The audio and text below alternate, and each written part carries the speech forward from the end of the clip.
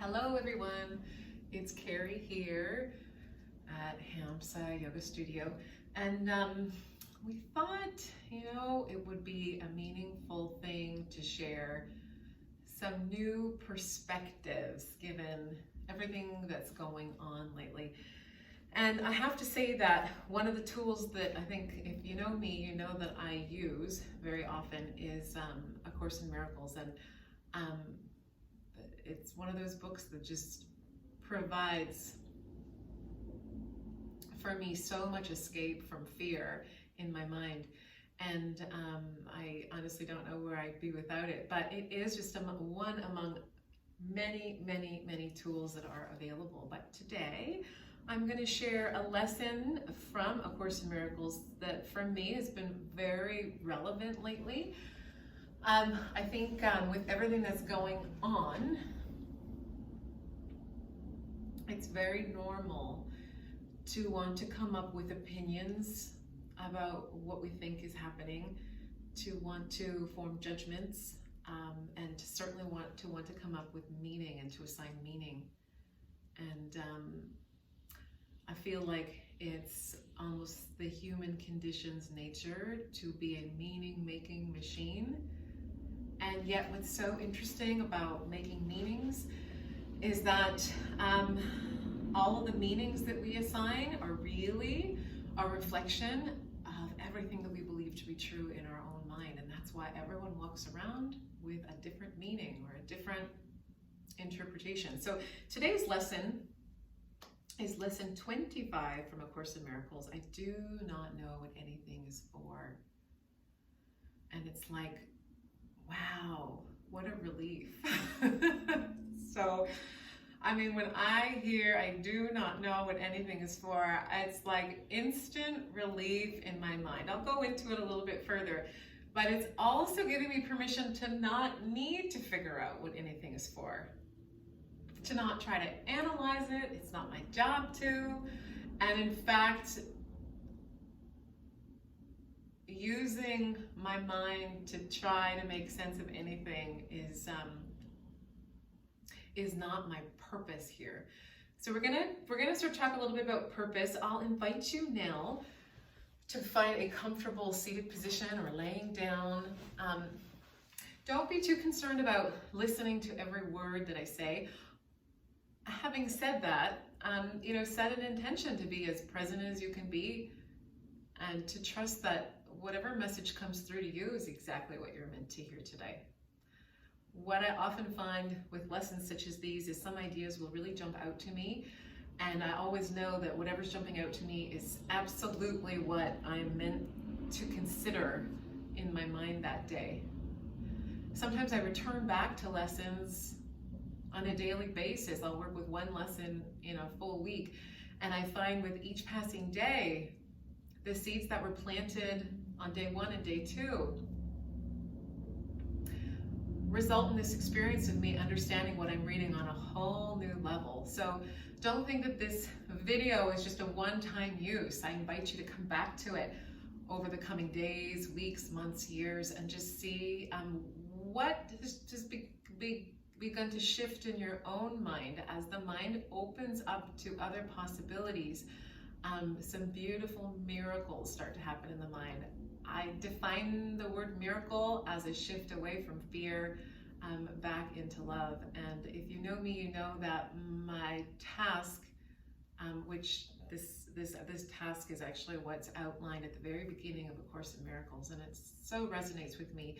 My task is not to seek for love, for that is beyond what can be taught. Rather, my task is to uncover, to discover all of the barriers that I have created against love within my own mind. So with that in mind, you can see that it's not about trying to find love. It's not about trying to even find safety or comfort. It's rather about becoming aware of all of the beliefs within your own mind that are barriers to your experience of perfect safety, perfect love, perfect joy. And that once these barriers are removed, they're like dark clouds obscuring the light. once we remove these barriers from our own mind, there's just consistently this lived experience of love that just gets stronger. And what's so beautiful about it is that it's a love for no reason. It's a joy with no cause other than it is the joy that is sourcing you, and that it's finally able to move through you more clearly because you have removed some of the barriers against it. All right, so I will be reading some passages. Please relax. And we join together at the level of the mind right now.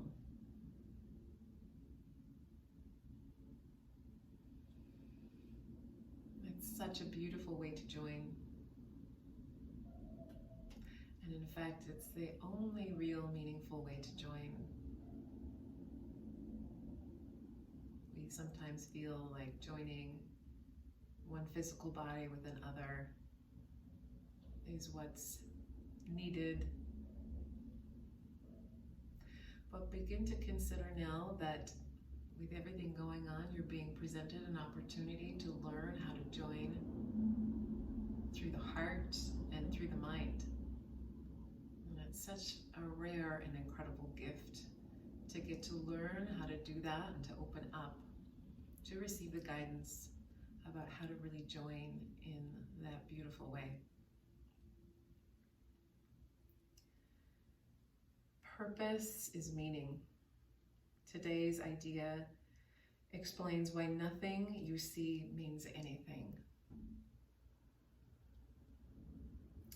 You do not know what anything is for. Therefore, it is actually meaningless to you. If you do not really understand what anything is for, then you are stripping away the meaning.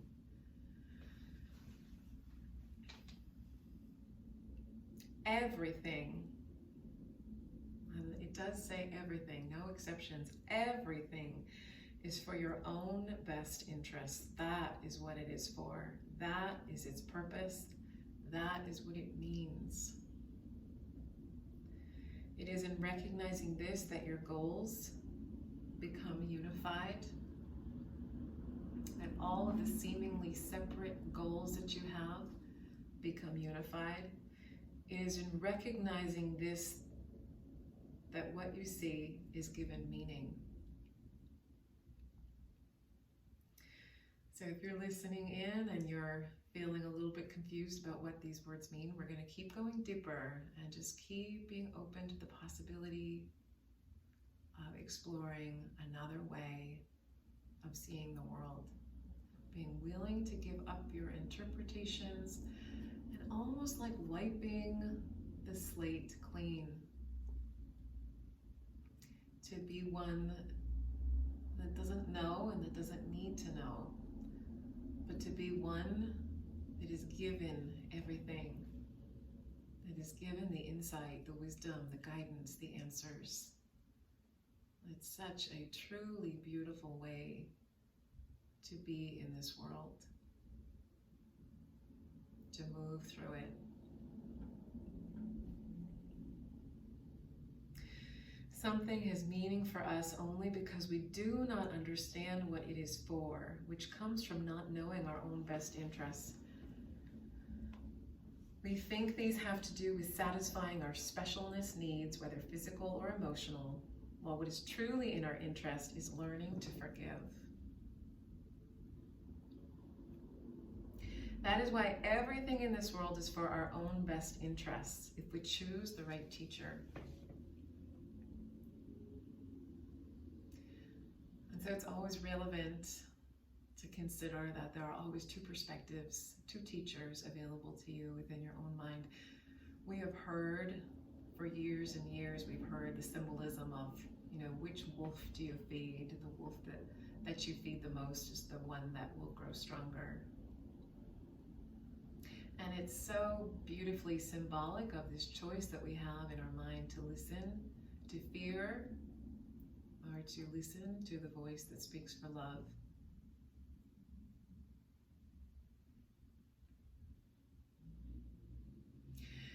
it's so relevant to start by just recognizing that this one choice is in fact the only real choice that we have in each of our moments. We think that we are filled with all sorts of meaningful choices during our day, but the only truly meaningful choice that we ever have is which voice, which teacher in the mind will I listen to. One propels me in the direction away from love, away from sanity, away from safety and security and joy. And the other represents the part of the mind that's already healed and whole. It is the softer, quieter voice. But its only will is to help guide the mind, unwind the mind from fear, and to restore the mind wholly back to love.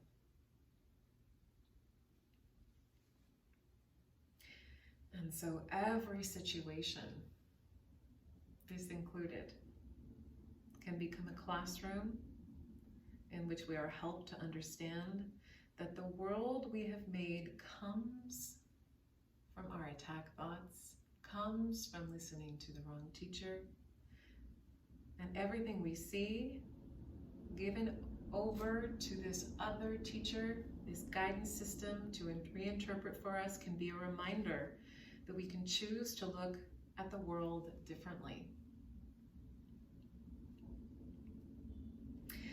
This process involves shifting our perception of the problem and therefore our understanding of our best interests from those of the body to the level of the mind.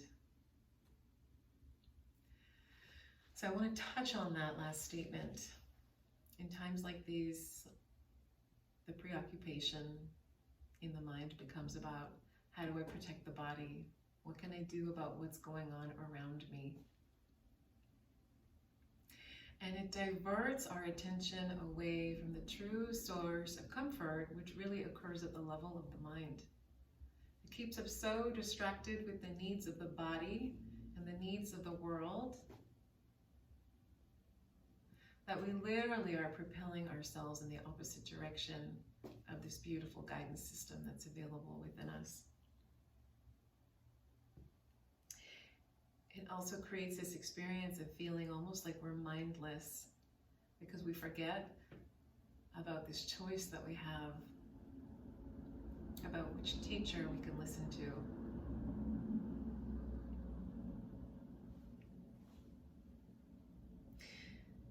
The ego, which is the part of the mind that believes in separation from love, from source, it believes in frailty and vulnerability and attack and protection.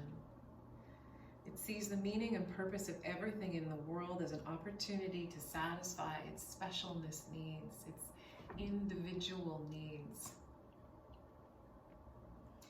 This other perspective, this comforter within you, I like to use the term spirit or the heart, sees opportunities to turn towards that voice for help and to be taught that there's another way of looking at everything.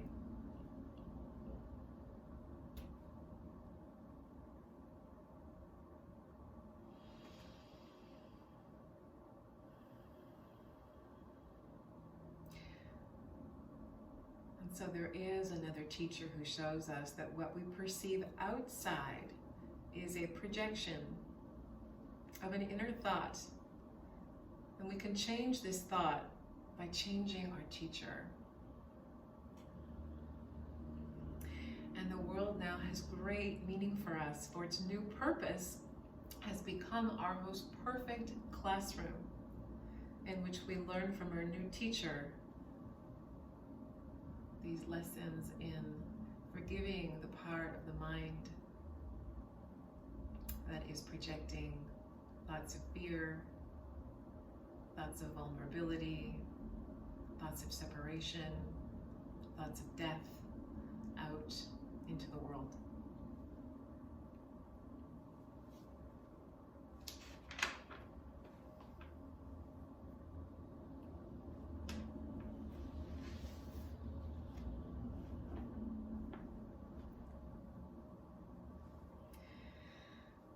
Another way of describing the goals you now perceive is to say that they are all concerned with personal interests. But consider for a moment the absence of personal interests. The absence of personal interests releases these personal goals.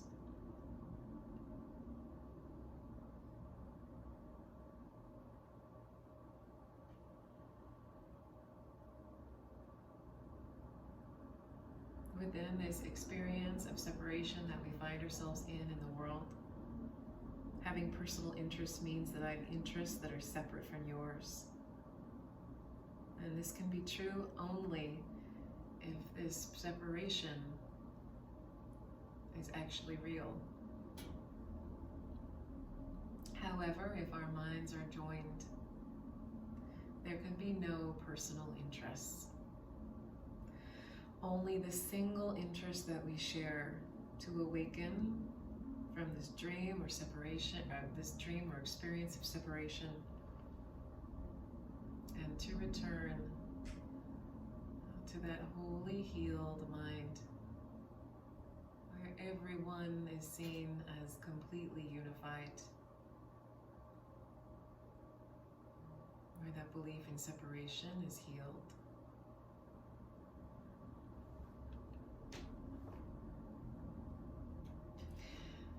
So this lesson, I do not know what anything is for, invites us to spend a few moments, and we'll do that right now, observing your thoughts. And even as you move through the day, observing your everyday thoughts moment to moment. And realize how they come from everything that we're talking about. They are all based on preserving an ego goal, preserving a sense of a personal identity, and really only having your needs met and your personal goals fulfilled.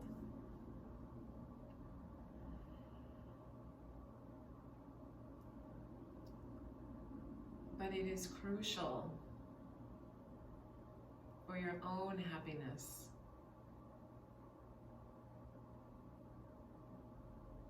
for the healing of the one mind. It is crucial to your learning to be willing to give up the personal goals you have established for everything. The recognition that these personal goals ultimately are meaningless. They have no meaning other than the meaning that you have assigned to them. The recognition that they are meaningless rather than good or bad is the only way to accomplish this. When we give up assigning our interpretations and our meaning to everything in our attempt to fulfill personal goals, we open up to receiving a whole different perspective. When we think we already know, the mind is so fixated on that perception of knowing. It is so locked in on the experience that results from what it thinks it knows. There's no room for healing to occur. The healing, of course, that I'm speaking of is healing at the level of the mind. And that is always the result of having chosen that beautiful, inherent guidance within you as the replacement for the ego's illusory perception of danger and separation, of personal interests and body protection.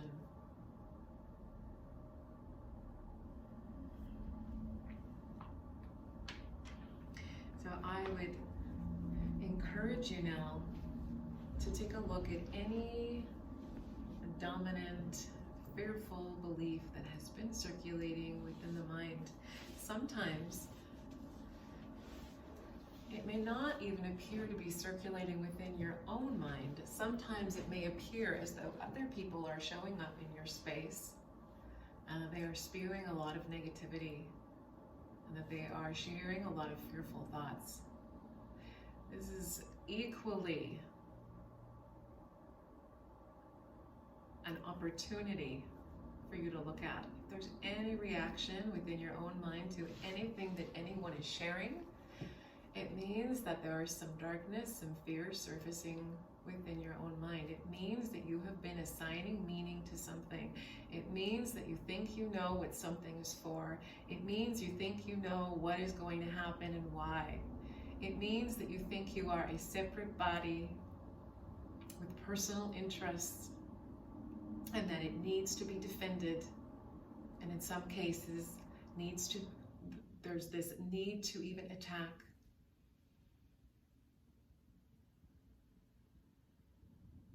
And so the invitation right now is to suspend this idea that I understand what anything is for, that I understand what the coronavirus is for, that I understand what physical illness is for.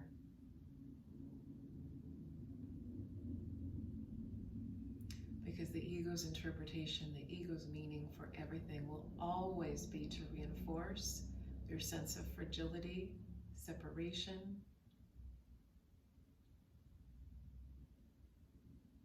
your need for defense and safety.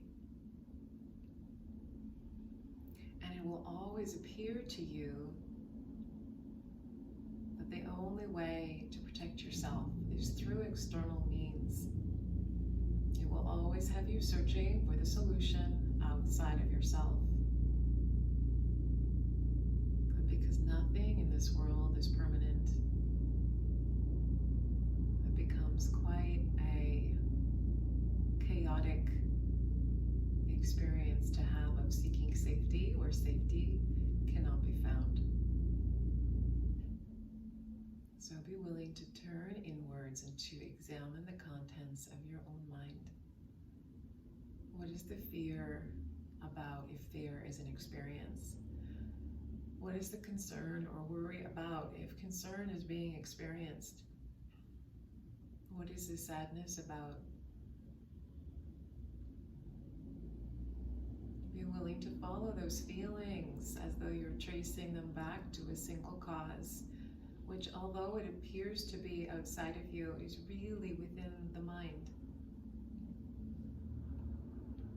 Be willing to consider that the only true source and lasting source and eternal source of safety and comfort will never be found outside of you, ever. It cannot be found through other bodies, through circumstances. And so it becomes time, finally, to seek for all that you really desire within.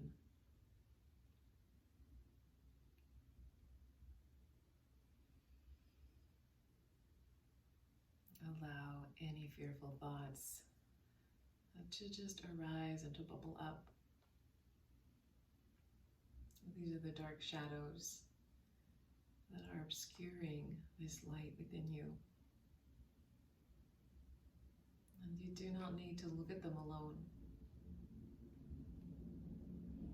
Raise them to the light of this awareness, to this other teacher within you. And gladly join with that teacher, with that comfort. And invite true vision, true knowledge, not opinions, not analysis, but inviting that true wisdom to come through without your blocking it with your own thoughts.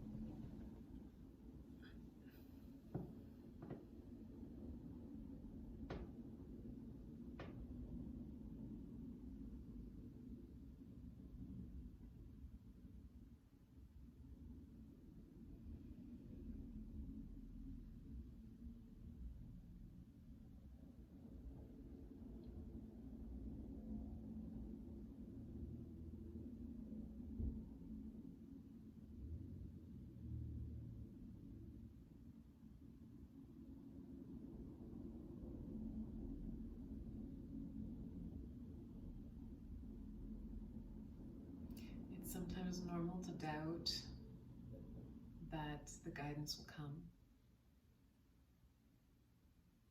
I can assure you that all that is required is a smidgen of willingness, and the courage to expose the darkness and to raise it up to that light of awareness, and the guidance will come.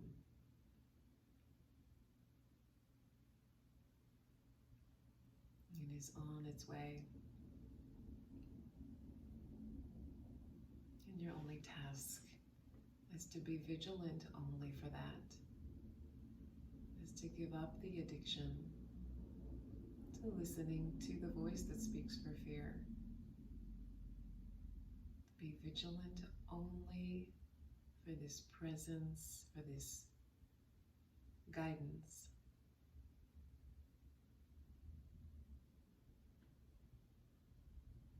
And it is the most practical guidance in the world. It is literally the most practical guidance you could ever receive. Bring every single question, doubt, fear to this voice.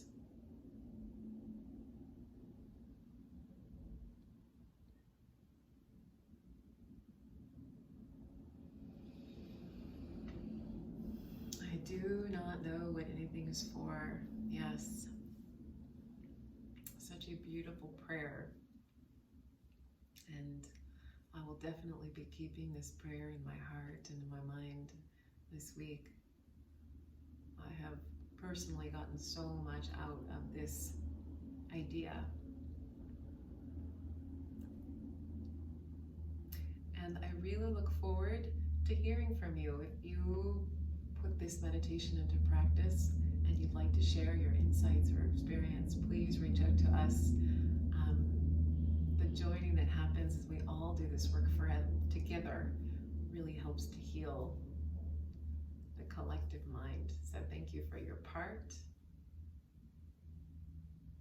The outcome is guaranteed. And namaste. Thank you, everyone.